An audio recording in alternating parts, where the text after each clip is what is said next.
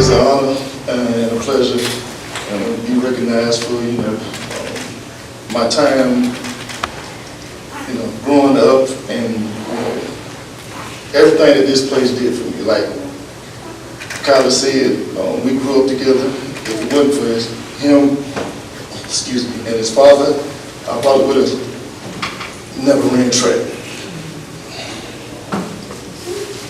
Because that family means, a lot to me.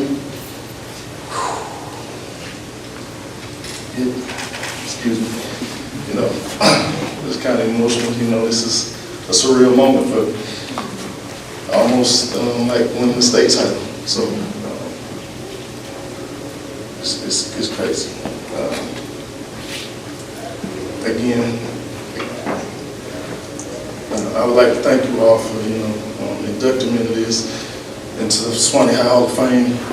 This is, when I think back of my time here, I take a lot of lessons that I learned from here to my coaching today. Like I said, I coach in Tallahassee. I was down here last week for a cross-country meet, and I'm back this week for this. As soon as we get done tomorrow, I got to get back to Tallahassee because my team is running at the FSU meet in Tallahassee on Saturday. But again, a lot of the stuff that I implement in my coaching today, I learned here. So I'm thankful for my time and everything that this place taught me. So again, thank you, K. Hall, for the moments we shared on the football field and track.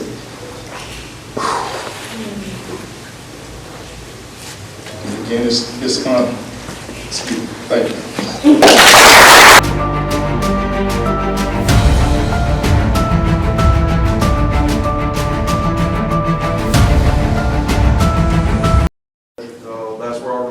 Started, and the opportunities I've been given by Swanee Middle School and High School, just the programs, I wouldn't be where I'm at today. Starting in middle school, and I couldn't play football that my 7th grade year, so I kind of started going down a path that I probably shouldn't have. And I won't bore you with the details of that, but I got into a little bit of trouble and did a little bit of time and then, out of school suspension, and I was given kind of, Hunter's dad pulled me in because he knew my family, knew where I come from. Hunter Abercrombie's dad, Tommy, and he said it's time to make a choice, which direction you want to go with. And from that point, of course, when I met Coach and discovered wrestling, real wrestling, because at that point all I knew was, Hulk Hogan and Ric Flair. So once I discovered real wrestling, I became extremely passionate about it, and from that point on, it was on. I wanted to wrestle, I wanted to play football, I wanted to be a Swanee Bulldog. That's all I wanted. So the opportunities through the years that I've been given because of what I did, it's just been tremendous. I've met so many amazing people over the years between the sports, and my beautiful family, the support they've given me over the years. I've used what I've learned, my leadership skills and everything I've learned through the football and wrestling, I've used in my career as a correctional officer, and been able to work my way up, and now I'm a colonel for the Florida Department of Corrections. So I use those leadership skills to, lead by example. One of my taglines is lead the way you want to be led. And that's what I had. All the people that stood up for me when I was coming up and led me, the people that came before me and the opportunities that I've had. And now I get to watch my son. He's a senior this year, exactly 30 years after I graduated high school. Now he's a senior this year and been a wrestler. And my daughter, she's a freshman this year. Now Swanee has an all-girl wrestling team, and she decided she wants to be a wrestler too. So, and I'm glad my oldest is here with my beautiful granddaughters, and I just appreciate this opportunity to represent Swanee High. Thank y'all for the nomination. It means a lot to me. I mean, I'll always be a Bulldog, so no matter what. Thank y'all.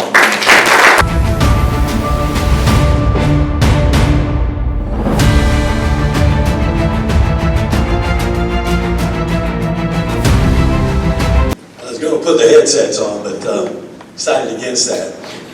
I don't even know why I'm up here. I mean, all these great athletes, I'm looking around, and I was never a great athlete. I can promise you. I was okay. I usually made the team, but I was never a great athlete. Now, this guy in his day, this guy actually was a great athlete, and it's been a joy to broadcast. You know, when I started doing this, Mr. Buggy Day, his dad was a legend in the broadcast field, and then Shannon was doing his brother was doing the games at that point. And then after Shannon, Andy came in, but there's never been, to my knowledge, and correct me if I'm wrong, there's never been a Swanee broadcast without one of the days involved in it, which I think is a pretty cool thing. Yeah, That's cool. true. Yeah, that's true. Yeah. And he was the first one. I guess Mick Hubert, wasn't that the guy's name in Florida? You say, oh my? But I remember Andy saying it before him. Well, actually, the guy from Santa Fe that did it with me, Okay.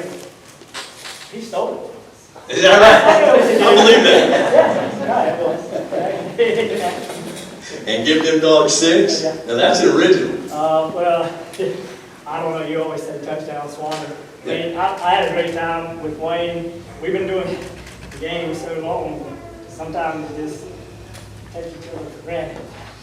Yeah, and you know, we talked about the different things at Wakulla. You remember the year, we went to Wakulla one year. This is unbelievable. We get set up, this is back in the days, you know, radio, so we had to have this big Marty unit, had to have a great big connection and everything, and it took a while to set up. So we asked ahead of time where we can set up, and they put us in a booth, and they said, this is where we want you to set up. So we got set up, it was about 10 minutes before airtime, and all of a sudden these coaches come in and say, you can't be in here.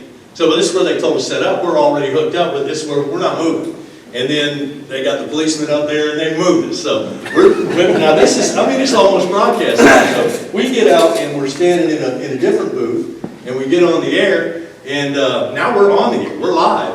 And they moved us again, a second time, while we're live. Take a quick commercial break, and remember we had to move Move to the chain link fence. They put us outside, out back, under the, we're leaning around, and we got 3 of their, I won't say the quarterback club members, but there was somebody, you know, for that team. And they were giving us a fit the whole time. They did not even want to scoot over for us to do the game. It was, and, you know, I was nice with that. Probably being older, I might have been a little more. I was a little bolder because I had Andy by my side. Well, I don't know, we were outnumbered up there. And we were, so we had to behave. But we have been through quite a few times just, you know, broadcasting.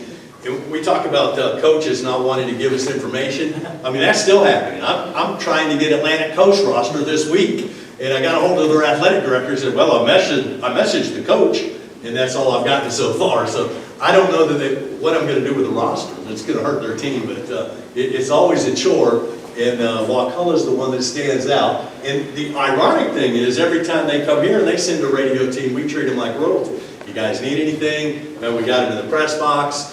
We do what we can, but you know, most places that we go, when we get outside of this immediate area, I mean, Swanee, Branford, we have press boxes, Madison, Lake City, Hamilton has a press box, but you start going toward the bigger cities and there's no facility. In Baker County, for example.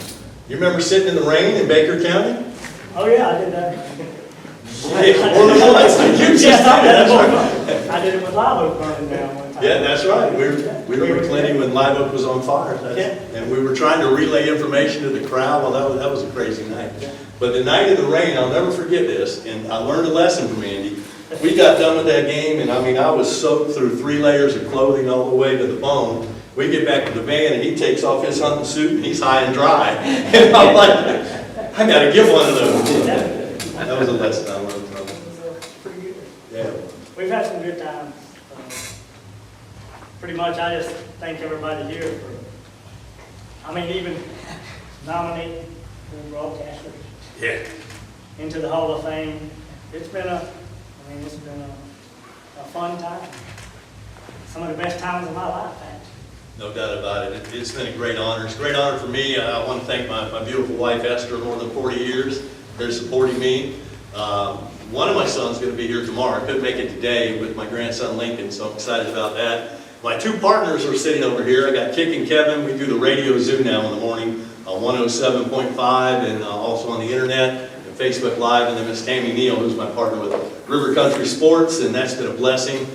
She's the brains behind the operation, in case y'all wondered. She's the one who gets it done. And Sawyer back there operating, one of our camera operators. He's terrific. But it's been a real blessing to be able to go from radio, and we weren't sure what was going to happen, and then Clifford Gwynn was the guy that got me started in this direction of the live stream, because 2 years ago I didn't know anything about it. I didn't know what's a live stream, what's a podcast, and so I think it's come a long way. And now we've added Bramford, so we're all of Suwannee County sports with the Bramford Buccaneers. We're having a great season. They play Mayo Friday. Y'all want to check that out on the channel. And of course, Suwannee about to get a win tomorrow night against Atlantic Coast. I've guaranteed it, so it's got to happen. Yeah, There you go. Yeah, and that's the thing with River Country. Hats off to what all y'all done. So I want a banner made to hang out in front. Don't dream it, stream it. River Country Sports.com. Oh my! I like that. My favorite coach over here. He mentioned I coached him when he was a little kid, but Kyler Hall he's been tremendous. My three favorite coaches, I haven't named my three favorite coaches, and I hate to leave anybody out, but Coach Mike Pittman, when I first got here, he would stir it up, boy. I'll tell you what he used to tell me. We'd come in, that's back when you used to bring a cassette player in to do the pregame interviews, and he'd say, hang on a minute, I got to stir some things up. And he was serious. He'd go out in the hallway and start disciplining or whatever it was he did, and then he'd come back when we did the interview. And then Coach Jay Walls he was tremendous to work with, and then Kyler. And it's just been a blessing to have been a part of this all these years, and we thank you guys. Bottom of my heart, always going to be a dog. Yep, always a dog for life. And thank you for everything. Just to be a part of it. Because once you get a little bit older, you graduate high school, you go maybe play a little college ball, maybe you don't. Kind of get away from it a little bit, but you always have that yearning to get back home on that field. Sometimes, now back when I was maybe 10 years younger, I thought I could still probably do it. I almost asked Coach Fishman one year if I could come out and practice with him, but then I kind of got to thinking about that. Now the older I get, my knees ache, my back ache, I can't see real well, and I'm almost bald. That's great anyway. And Coach Mike Pittman, he was a trip. Yeah, I used to follow him around like a puppy dog before the chain link fence went up. I'd follow him around. I just bothered him. He got away to run from me. He'd go to the other side of the field. But some of the best things he had to say about me and Wayne was this. He said, y'all two guys got as much knowledge about football as fill up a thimble. And he said, I'm small one. Still get your thumb in it. I think it was the quote. Yeah. So, no, it's good to be a dog, and I don't know, we were shocked that we were even considered in the Hall of Fame, and we'll cherish it the rest of our life. For sure. Thank you. Thank you, guys, and we'll be on the air tomorrow night, rivercountrysports.com. Thank you.